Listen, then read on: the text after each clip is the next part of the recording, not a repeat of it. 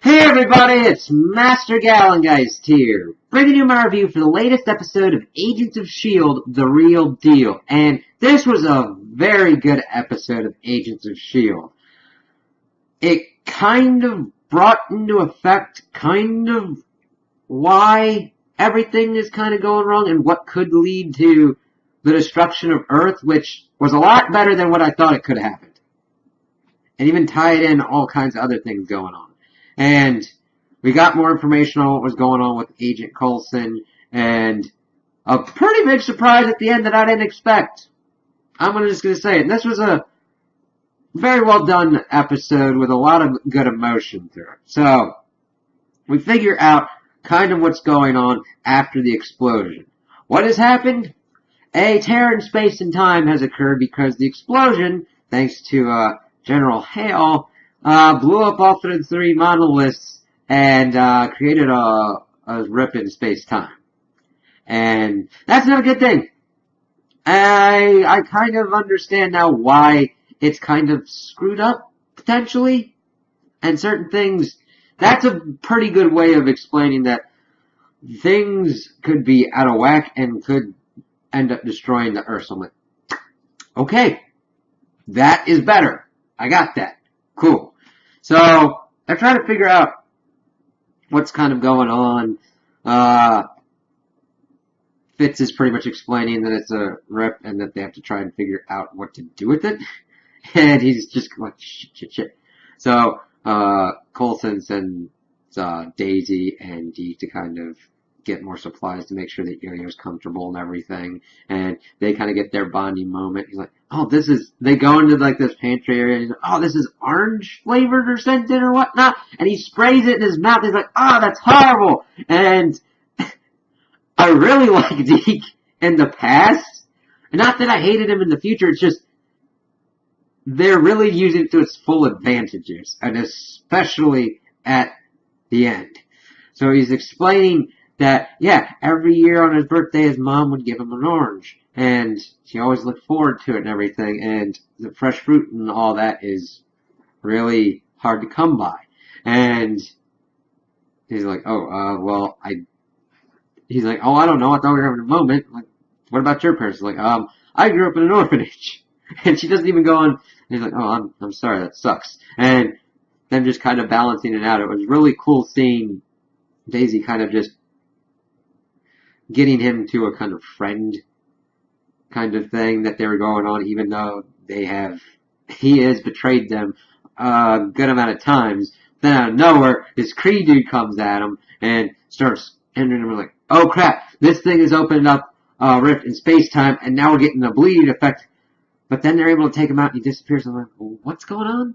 And we get more of an explanation that this is opened up into a fear dimension, and I like how it ties into the Ghost Rider thing. We're like, okay, like a hell dimension, and it's manifesting all their fears and everything. And of course, Coulson wants to volunteer to do it, and Daisy going, listen, I'm the one tied to the destruction of the Earth, let me do it. And he wants her to be, she's important to what's going on, but then Coulson passes out. And that's when the team and everybody learns about what's going on. And this is better. I thought this was related to the odium kind of thing. I'm like, that doesn't make any sense. This explanation makes sense. Okay? Writers, thank you. This kind of course corrected and did a lot of good stuff to kind of connect what's going on. I don't mind doing some misdirections, but sometimes a little clearer kind of thing going on. We find out that this is related to the deal Coulson made with the Ghost Rider. And by having the Ghost Rider, it burnt out the Kree blood that had brought him back to life, and that he is dying. And I don't know if you catch it, but they were talking about his heart and his left lung. It's where Loki stabbed him in the Avengers movie. I was like, I know I shouldn't be this excited about this, but it's just the continuity and everything. I was like, and it's just dead tissue, as Simmons is explaining, and everybody is just distraught and angry and pissed off. Daisy the most so. And she storms off, and May is just like, you should have told us. We could have helped. We could have gotten that Kree stuff from the future and helped you. We had the time to do that. that wasn't your call to make, Phil. And I really like how they're balancing this of saving someone and someone recognizing their time to die. There's no really right answer in this. I like how they were weaving that through and making a good job of it. And then, of course, Coulson goes to check on Daisy, and him explaining that he wants her to lead and everything, and her explaining tearfully that there is no S.H.I.E.L.D. without Coulson. He's talking about these institutions, these things that need to endure. S.H.I.E.L.D. is assembled to help people and all that. But there is no S.H.I.E.L.D. without Coulson. And that was just heartbreaking. It was just really cool to show the bond between Daisy and Coulson and how they think of each other. They kind of have a father-daughter kind of relationship. I mean, look at how far Daisy has come throughout all the seasons. She was just kind of a hacker person, and now she's a badass Inhuman agent who's got kung fu skills and everything, and once they get the thing out of her neck, quake powers. But it was cool, and we also get a cool little moment between Coulson and May, and she's like, that's the reason you pulled back, right? He's like, I didn't want you to waste your time, and she's like, I'm the one who gets to decide how I waste my time. And it was just all these cool character moments. So we see then that Yo-Yo is getting attacked by what we think is Simmons, but we find out that it's an LMD. It's spreading. We see this one level is an entire forest for some reason. It's like, holy crap. And they're thinking, whose fear is that? And we find out it's Deke. He's like, what? All the crawly things and everything. He likes the outside, but he doesn't like outdoors. It was just a funny, cool little thing to see. He's like, yeah. So, Fitz is like, alright, I'm gonna need you. He's like, listen, I'm not going down there to do that. I already played the sacrificial hero thing already, alright? I thought I was gonna die, and I'm alive here, so I'm not doing it. He's like, no, I need your freaking gravitonium thing. And, it should contain it until we find a better way to do this. It's like, okay. So they get all together. Coulson sends Deke out on a checklist and everything to kind of help with what's going on. And since he's the only one that's not really been on the S.H.I.E.L.D. radar and all that, so they even floated like Piper being thrown down there. It's like, damn!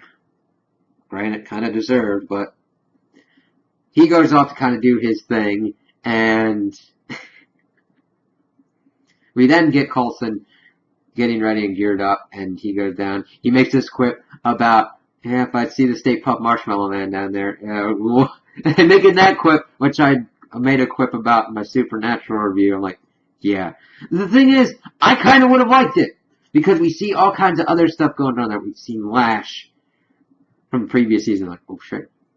So, Coulson goes down, and he sees Mike Peterson, Deathlock, and we get a kind of mindfuck thing going on here, which was very well done, because he isn't attacked by Mike Peterson.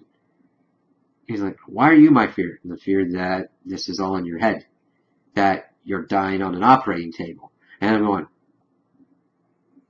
wow, that's a really big thing to play that way. I'm like, I would have taken it that way, that this could have all been some kind of, now granted, that's a very Dallas kind of way to do it, but it's a really kind of effective way to screw with Phil's mind going, listen, Phil, all these things, you're just trying to make sense of stuff. Making sense of dying, that's the bright light, just go into it. I'm like, we don't know what these apparitions are. Which, him saying, yeah, just go into the trip in space and time, is like, do they feed off the fear? It just entered into some interesting possibilities with that kind of thing. I'm like, wow, okay. So while he's dealing with this and getting into some trouble, we see that Deke has gone around town picking up all these kind of things, and it's kind of cool because he went to a pawn shop and they had like an Iron Man helmet and a Thor figure. That was pretty cool. And Deke's got to go around, and General Hale's there, and they're investigating the whole Deke situation because they got called in a tip for Agent Johnson. And he's like, alright, run fingerprints, run DNA, and all that kind of stuff. And that kind of comes in later.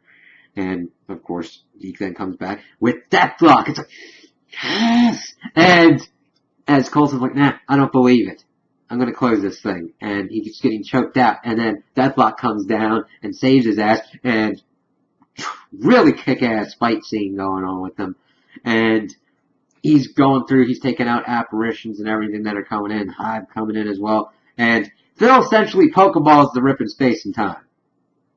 He throws the gravity thing. It kind of does its thing. I'm like, he Pokeballed the thing. I don't hate it. I just think it's kind of funny. I'm like, it sounds stupid.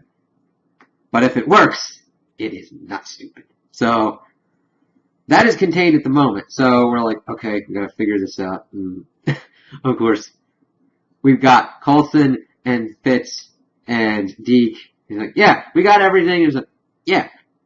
I came in, saved the day and everything. It's like, and just seeing Coulson and Fitz like look at him as he's rambling on about all this stuff. He's like, hey, I couldn't find Haig, but I got the next best thing, Zima. Yeah, it was kind of tough to get all the kind of stuff and get everybody together, but yeah, I did this. No, Fitz. It's like, yeah, he stopped a little while ago. If you're just stalling, and they opened up on the forest scene. And they're like, alright, we've only got a little bit until this is gone, so they do a wedding ceremony for Fitz and Simmons. And it was really cool because Simmons goes into the over-technical kind of aspect of explaining everything and all that in her vows, and then Fitz is just like, I don't deserve you, but I love you very much and everything. And Deathlock, they had also talked about how Deathlock was just there for the festivities and then he's going to go away. And it was cool seeing Deathlock and him kind of just talking and like, oh, Fire Grim, oh, you? I don't know them very well. So you're full cyborg? Yep. And he's like, yeah, I found, and he's like, good job on the rings as they start doing the rings and all that. And Coulson's married him, which was kind of cool. It was like, all those in favor? Say aye. Alright, let's do this. It was just really well done. And he's going, yeah, I found that ring. It's kind of weird because, it looked really similar to the one that my grandma gave to my mom. And I'm like, Deke is the grandson of Fitz and Simmons. That was cool. Because we get even more confirmation as we find that Hale found out that Deke's DNA matched two people of Fitz and Simmons. And it's like, okay, at least we didn't have a Back to the Future scenario where his grandma tried to jump him. Or that he tried to get it on with Daisy because that's technically his great-aunt?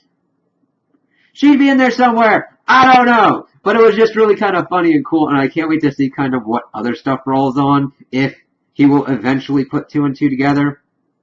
And if anybody's going to tell us, like, yeah, evidently, I'm your grandson.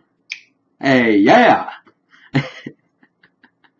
But it was really cool how they ended it, and